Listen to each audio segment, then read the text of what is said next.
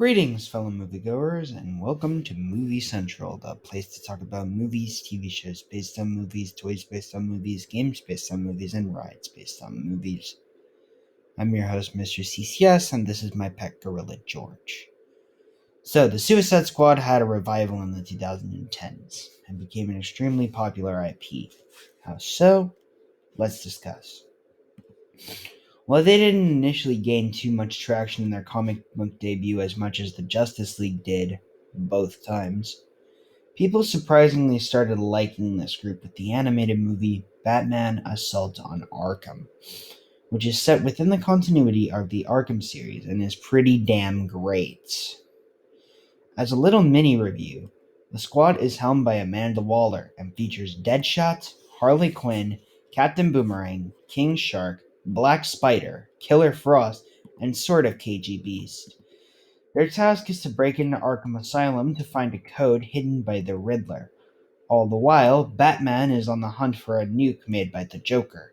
Along the way, several Arkham characters make cameos, such as the Penguin, Two-Face, Scarecrow, Poison Ivy, and even Bane. It's a very fun movie and I recommend it. The other movie that boosted their popularity was the 2016 live-action film, which, regardless of what anyone feels, was still a massive hit at the box office for Warner Brothers. Of course, the DCAMU decided to ride on that hype train with an animated movie adapting the style of the New 52 comics, where the squad went on these Justice League adjacent missions, and an R-rated heist movie of all things. How does it fare against the other good movies based on the squad? Let's find out. This is Suicide Squad. Hell to Pay.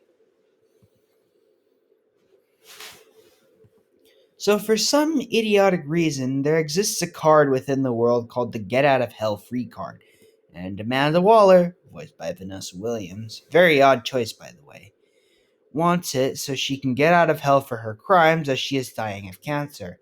So for that, she hires the Suicide Squad, consisting of Deadshot, voiced by Christian Slater, Harley Quinn, voiced by Tara Strong, Captain Boomerang, voiced by Liam McIntyre, Copperhead, voiced by Gideon Emery, Bronze Tiger, voiced by Billy Brown, and Killer Frost, voiced by Kristen Bauer Van Straten. However, a sanction of villains consisting of Silver Banshee, voiced by Julie Nathanson, Blockbuster, voiced by Dave Fennoy, and the somehow still alive Reverse Flash, voiced again by C. Thomas Howell, as well as freaking Vandal Savage, voiced by Jim Peary, want the card for themselves too. So it's a battle of who can get the card in one ballsy Bananarama. This seems like a movie that I would absolutely hate, but I didn't. I actually loved it. Is it my favorite film based on the squad? No, I still prefer James Gunn's movie and Assault on Arkham more. That doesn't mean that I think this wasn't well done. I think the opposite.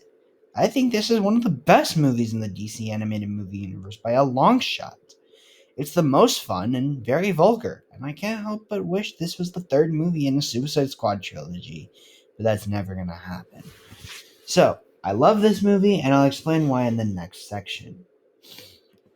The characters are a ton of fun to be around. Deadshot is the same he's been. He wants his daughter, so he does so many of these missions so he can be with her. Waller is your typical jerkface leader, as she usually is. Harley is fun to be around. Boomerang has the best jokes. These are the same versions of these characters, so there's not much to say. I can talk about the other characters, though. You have Bronze Tiger, who's the violent yet noble vigilante, Killer Frost, who's the double agent, and Copperhead, who's just here as the monster of the group. As far as the other characters go, you have Steel Maxim, a very dirty individual who became this universe's Dr. Fate for some reason. Silver Banshee and Blockbuster as powerful individuals, and Vandal Savage, who's another plot device, but he serves his part well. Just not as good as the Justice League animated series or Justice League Doom versions of him, though.